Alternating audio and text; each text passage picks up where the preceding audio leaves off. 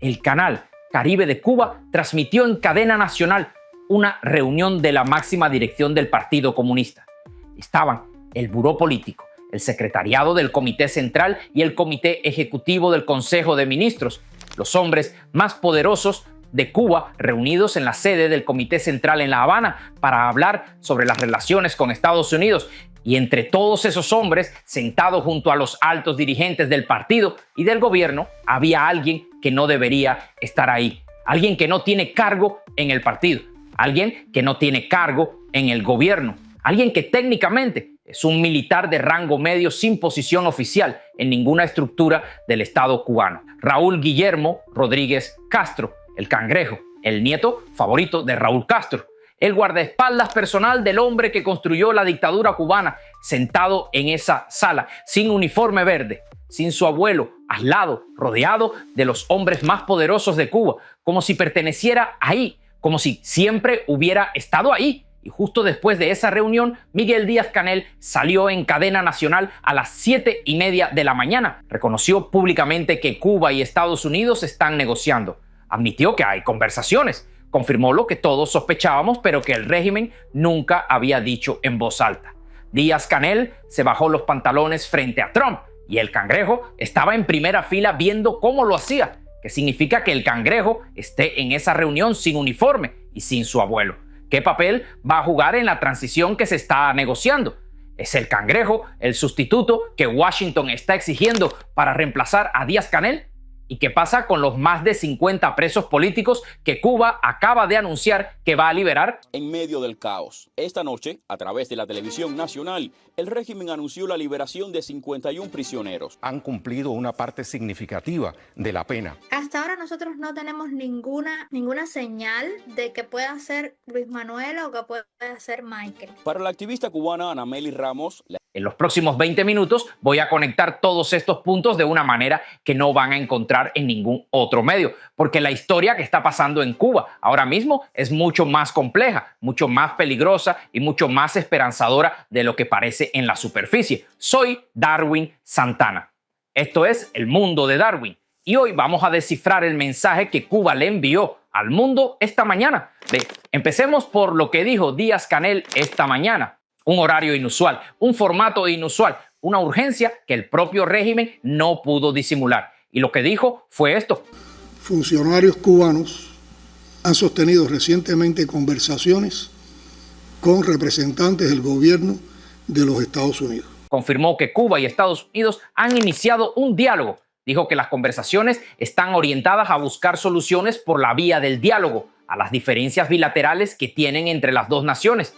Y añadió que estas gestiones diplomáticas se realizan con la participación de las principales estructuras del partido, el Estado y el gobierno. Déjenme traducir eso al español, que todos entendemos. Díaz-Canel acaba de confirmar que Cuba está negociando con el enemigo histórico, con el imperialismo yanqui, con el mismo gobierno que durante 67 años el régimen cubano ha culpado de todos sus problemas, con Trump, con Rubio, con Washington. Y lo está haciendo en cadena nacional, a las 7:30 de la mañana, en un horario donde la mayoría de los cubanos ni siquiera pueden ver la televisión porque no tienen electricidad, pero lo está haciendo de todas formas, porque necesita que el mundo sepa que está negociando, porque necesita que Washington sepa que está dispuesto a hablar, porque necesita que su propia cúpula sepa que hay un proceso en marcha. Según Telemundo 51, el encuentro da continuidad al realizado el pasado 5 de febrero, en el que Díaz-Canel respondió preguntas y analizó la situación del país. En aquella ocasión habló de crisis económica, escasez de combustible, bloqueo de Estados Unidos y relaciones internacionales. Dijo que Cuba está dispuesta a dialogar con Estados Unidos sobre distintos temas. Esta mañana no habló de disposición al diálogo. Habló de diálogo real, de conversaciones que ya están ocurriendo. Díaz-Canel dijo que las gestiones se realizan con la participación de las principales estructuras del partido. Con las principales instancias del partido, el gobierno y el Estado cubano, funcionarios cubanos. El Estado y el gobierno, y que él está al frente de las conversaciones por parte cubana, junto con Raúl Castro y otros altos funcionarios, junto con Raúl Castro. Eso es lo que dijo. No dijo que Raúl Castro está retirado. no dijo que Raúl Castro es un ciudadano privado. Dijo que Raúl Castro está participando activamente en estas negociaciones, que el hombre que supuestamente se retiró de la política en 2021 sigue siendo el actor principal en el momento más crítico de la historia reciente de Cuba. ¿Ven lo que esto significa? Y si Raúl Castro está participando en las negociaciones, entonces las personas que lo rodean también están participando, sus hijos, sus nietos, su círculo más íntimo, el Cangrejo. Y aquí está la conexión que nadie está haciendo públicamente, pero que es absolutamente obvia para cualquiera que haya seguido esta historia de cerca. El Cangrejo estaba en esa reunión esta mañana, sin uniforme, sin su abuelo, sentado entre los hombres más poderosos de Cuba. Y minutos después, Díaz-Canel salió a confirmar las negociaciones con Estados Unidos. ¿Casualidad? En el castrismo no existen las casualidades. Todo es teatro, todo es símbolo, todo es mensaje. El mensaje de esta mañana fue claro. El Cangrejo ya no es solo el guardaespaldas de Raúl Castro. El Cangrejo es ahora un actor político, un jugador en el tablero, alguien con suficiente peso como para estar en la sala donde se toman las decisiones más importantes de Cuba. Y la pregunta que todos deberíamos hacernos es esta: ¿por qué ahora? ¿Por qué esta mañana? ¿Por qué el Cangrejo aparece en esa reunión precisamente el día que Díaz-Canel confirma las negociaciones con Washington? Porque aquí está la verdad que el régimen no quiere que sepan. El Cangrejo no estaba ahí por accidente. El Cangrejo estaba ahí porque ya tiene un papel asignado en la transición que se está negociando. Y ese papel podría ser mucho más grande de lo que nadie imagina. Para entender por qué el Cangrejo podría ser el sustituto de Díaz-Canel, necesitan conocer quién es realmente este hombre. Raúl Guillermo fue el primer nieto de Raúl Castro y siempre fue muy apegado a él. Tan apegado que a los 11 años en sexto grado se fue a vivir con su abuelo. Creció en la casa de Raúl Castro. Se formó en su entorno, absorbió su visión del mundo. Y ahora llegamos a la parte más explosiva de todo este análisis. Porque mientras Díaz-Canel hablaba de negociaciones y el Cangrejo aparecía en reuniones del buró político, el gobierno cubano hizo otro anuncio que no podemos ignorar. El 12 de marzo, el Ministerio de Relaciones Exteriores de Cuba publicó un comunicado oficial anunciando que el gobierno ha decidido liberar en los próximos días a 51 personas sancionadas a privación de libertad. El comunicado dice que estas personas han cumplido una parte significativa de la pena y han mantenido buena conducta en prisión. 51 personas, ese número no es casual, ese número es un mensaje, es una señal, es Cuba diciéndole a Washington: estamos cumpliendo, estamos moviendo fichas, estamos demostrando buena voluntad. Según France 24, la medida se toma en el espíritu de buena voluntad, de estrechas y fluidas relaciones entre el Estado cubano y el Vaticano. Y el comunicado añade que se trata de una decisión soberana que constituye una práctica habitual en el sistema de justicia penal cubano. Práctica habitual. Eso es lo que dice el régimen, que liberar presos es una práctica habitual, que no tiene nada que ver con las negociaciones con Washington, que es simplemente un gesto humanitario en vísperas de la Semana Santa. Pero aquí está la verdad que el régimen no quiere que sepan. La Organización de Derechos Humanos Prisoners Defenders denunció que en Cuba hay 1.214 presos políticos. 1.214. Y Cuba va a liberar 51. Eso es el 4% del total. El 4%. Eso es el precio mínimo de entrada a la negociación. Eso es Cuba diciéndole a Washington: aquí tienen algo. Ahora sigan hablando con nosotros. Y mientras el régimen habla de buena voluntad y prácticas habituales, hay familias que llevan años esperando. Gracie Oliva lleva 5 años esperando la liberación de su esposo, Nadir Martín Perdomo, condenado a 6 años por marchar el 11 de julio de 2021. Y dijo algo que me partió el corazón. Dijo, y cito textualmente: difícil, muy duro. Me tocó quedarme con un bebé de 6 meses que ya tiene la edad de su papá, preso, 5 años, y una niña de 11, que ahora tiene ya 16, y un estado depresivo de 3 tratamientos psiquiátricos, pero con la ayuda de Dios estoy de pie. Un bebé de 6 meses que ahora tiene 5 años, una niña de 11 que ahora tiene 16, 5 años de una familia destruida, 5 años de una madre sola con 2 hijos, 5 años de un hombre en prisión por marchar pacíficamente. Y el régimen lo llama práctica habitual. La activista de derechos humanos Anamelis Ramos fue muy clara sobre lo que significa este anuncio. Dijo que el Estado cubano está actuando de la misma manera que ha actuado siempre. Hace un anuncio, supuestamente faltan días, todavía semanas, para que estas liberaciones ocurran, porque dicen que en la Semana Santa y a partir de ahora lo que va a comenzar es un proceso agónico para las familias de los presos. Puede hacer Luis Manuel o que puede hacer Michael. Para la activista cubana Anamelis Ramos, la estrategia de la dictadura es clara. Todo pinta como que es una estrategia del Estado para ganar tiempo, sobre todo del régimen, porque están sucediendo las protestas todas las noches. Ya llevamos 6 días consecutivos, 6 noches consecutivas de protesta. Esa agonía es una tortura psicológica para familias como la de Nadir Martín Perdomo, condenado a 6 años por marchar el 11 de julio. Nada aún todavía. Aquí con la esperanza y la fe y que espero que le toque ya. Su esposa Gracie Oliva lleva 5 años esperando un milagro. Me tocó quedarme con un bebé de 6 meses que ya tiene la edad de su papá preso, 5 años, y una niña de 11, que ahora tiene ya 16, y un estado... Y mientras las familias de los presos esperan ese proceso agónico del que habla Anamelis, mientras cuentan los días y los funcionarios del régimen sonríen frente a las cámaras hablando de buena voluntad y Semana Santa, en la madrugada de este mismo día algo estaba pasando en Cuba que lo cambia todo. Fíjense bien en lo que les voy a mostrar ahora. Morón, provincia de Ciego de Ávila. La madrugada del 14 de marzo de 2026. 8ª noche consecutiva de protestas. Pero esta noche fue diferente. Esta noche fue la más masiva. Esta noche el pueblo cubano hizo algo que nadie había visto en décadas. Tomaron la sede del Partido Comunista. No es un rumor, no es propaganda del exilio. Está documentado en múltiples videos grabados por testigos dentro de Cuba, arriesgando su libertad y posiblemente su vida para que el mundo lo vea. Los manifestantes irrumpieron en el edificio, sacaron computadoras, sacaron muebles, sacaron los símbolos del comunismo que durante 67 años han decorado las paredes del poder y los quemaron en la calle, frente a todo el mundo, en la oscuridad total de un apagón que lleva días sin resolverse. Y aquí viene lo que el régimen no quiere que nadie sepa. La respuesta del gobierno cubano ante ciudadanos desarmados marchando en la oscuridad, sin luz, con hambre, exigiendo electricidad y libertad, fue sacar policías con machetes y disparar.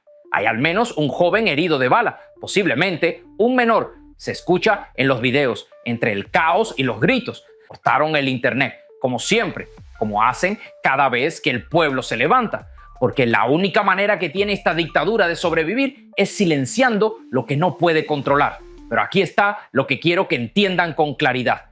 Esto no es un detalle menor en el tablero de negociaciones que hemos estado analizando. Esto es una ficha enorme, porque cada noche que el pueblo cubano sale a la calle, cada noche que quema un símbolo del partido, cada noche que enfrenta machetes y balas sin retroceder, le está quitando tiempo al régimen, le está cerrando el margen de maniobra, le está demostrando a Washington que el reloj no corre a favor de La Habana. Y la administración Trump lo sabe, lo está viendo, lo está usando. Díaz-Canel puede salir en cadena nacional a hablar de diálogo y buena voluntad. El Cangrejo puede reunirse con el equipo de Rubio en St. Kitts. El régimen puede liberar 51 presos como gesto simbólico. Pero si en Morón, en Ciego de Ávila, en cualquier rincón de Cuba el pueblo sigue saliendo a la calle con más fuerza cada noche, entonces el tiempo se agota. Y cuando el tiempo se agota, el que negocia desde la desesperación no pone condiciones, las acepta. Eso es lo que está pasando en Cuba ahora mismo. Eso es lo que los negociadores en Washington tienen sobre la mesa. No solo las palabras de Díaz-Canel, no solo los gestos calculados del régimen, también esto, también Morón, también la sede del partido en llamas, también un joven con una bala en la pierna por pedir luz y comida. Y eso, amigos, cambia el juego completamente.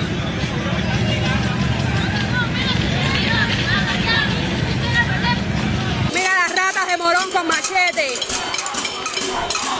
con unos niños que lo único que piden es libertad y corriente y comida.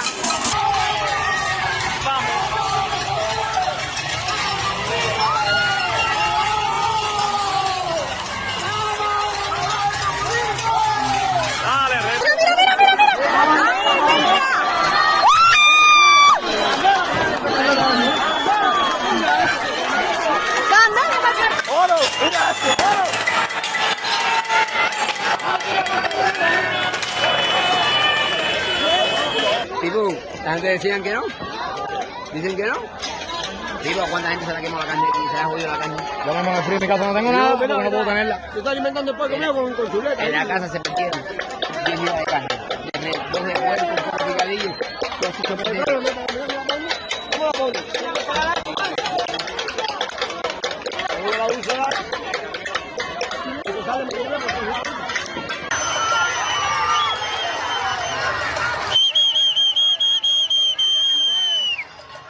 Esto paradito, ¿no?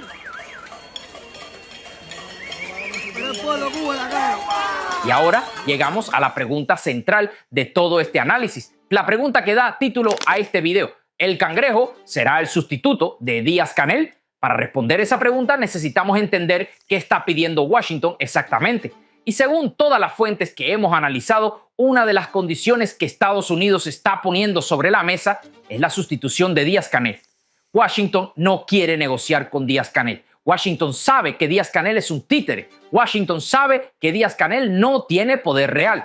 Y Washington quiere hablar con alguien que sí tenga poder real, según el diario cubano independiente 14 y medio, citando fuentes con conocimiento de las conversaciones. El acuerdo que se está negociando incluiría una salida negociada para Miguel Díaz-Canel. El Cangrejo no tiene el bagaje ideológico de los viejos cuadros del partido.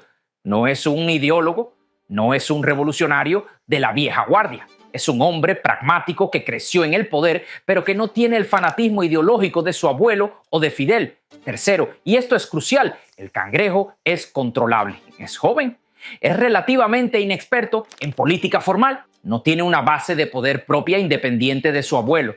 Eso significa que Washington podría ejercer influencia sobre él de una manera que sería imposible con un líder más establecido. Y el artículo de Yahoo Noticias lo confirma con una frase que me parece absolutamente reveladora. Dice que la influencia del Cangrejo respondería más que a una trayectoria política propia a la ya mencionada cercanía con su abuelo, que no fue especialmente brillante en sus estudios ni en su carrera en el ejército, que su única ocupación conocida es la de guardaespaldas del propio Raúl Castro, un hombre que no fue brillante en sus estudios, que no tiene trayectoria política propia, que debe todo su poder a su abuelo. Y ese es el perfil de alguien que Washington puede manejar. Ese es el perfil de alguien que necesita el apoyo externo para mantenerse en el poder.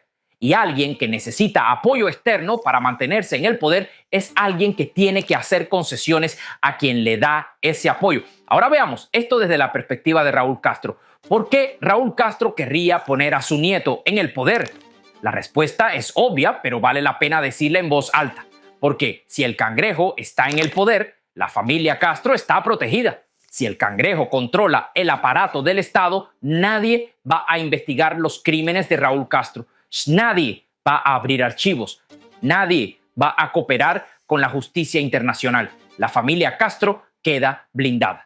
El politólogo e historiador cubano Armando Chaguaceda lo explicó perfectamente en declaraciones a BBC Mundo. Dijo que en un sistema tan cerrado como el cubano, la cercanía personal con la figura que concentra el poder puede ser un factor decisivo. Y señaló que la élite está concentrada en un pequeño grupo de ancianos envejecidos, militares o civiles, que hacen parte del buró político. Y hay un componente familiar que es la familia de Raúl Castro. La familia de Raúl Castro es el componente que nadie puede ignorar. Ese es el factor que lo explica todo. El castrismo no es solo una ideología, es una familia.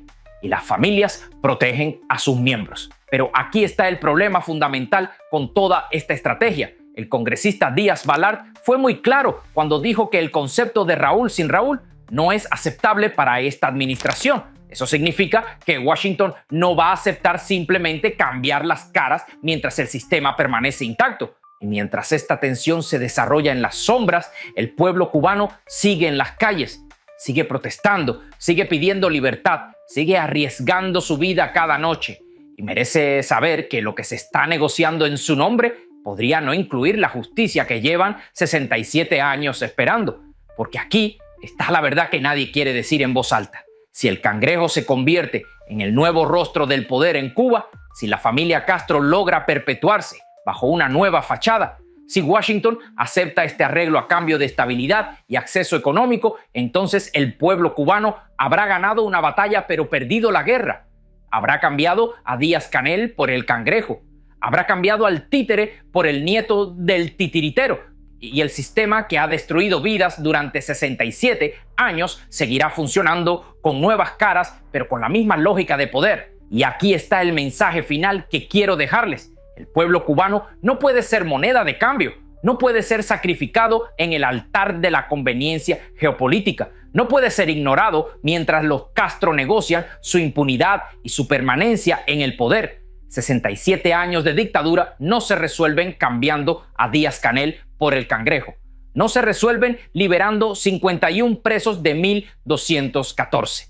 No se resuelven con reformas económicas que dejan intacto el sistema político. Se resuelven con justicia real, con libertad real, con elecciones libres, con rendición de cuentas, con los responsables de crímenes contra la humanidad enfrentando las consecuencias de sus actos. Por eso les pido que compartan este video, que lo manden a sus familias, que lo discutan en sus comunidades, que lo usen para presionar a sus representantes en el Congreso, porque la única forma de asegurarnos de que estas negociaciones no terminen en una nueva traición es haciendo que Washington sepa que estamos viendo, que estamos atentos, que conocemos los detalles, que no vamos a aceptar un arreglo que deje a los Castro impunes. Y ahora quiero que me respondan en los comentarios, porque este es un momento histórico y sus voces importan. Primera pregunta: ¿creen que el Cangrejo tiene el perfil para ser el próximo líder de Cuba? Segunda pregunta: ¿la liberación de 51 presos es un gesto genuino de buena voluntad o es simplemente una táctica para comprar tiempo y mantener las negociaciones abiertas? Tercera pregunta: ¿qué debería exigir Washington como condición mínima para cualquier acuerdo con Cuba? ¿La liberación de todos los presos políticos? ¿Elecciones libres? ¿Juicio a los responsables de crímenes contra la humanidad? Quiero leer cada uno de sus comentarios. Quiero saber qué piensan, porque este es el momento más crítico para Cuba en décadas y necesitamos estar unidos, informados y activos. Si no están suscritos al canal, suscríbanse ahora mismo y activen la campanita, porque esta historia está evolucionando cada hora. Y cuando haya nuevos desarrollos, cuando el Cangrejo haga su próximo movimiento, cuando Washington responda a los gestos de La Habana, ustedes serán los primeros en saberlo, porque la verdad no necesita censura, solo la mentira la necesita. Soy Darwin Santana. Esto fue El Mundo de Darwin. Nos vemos en el próximo video.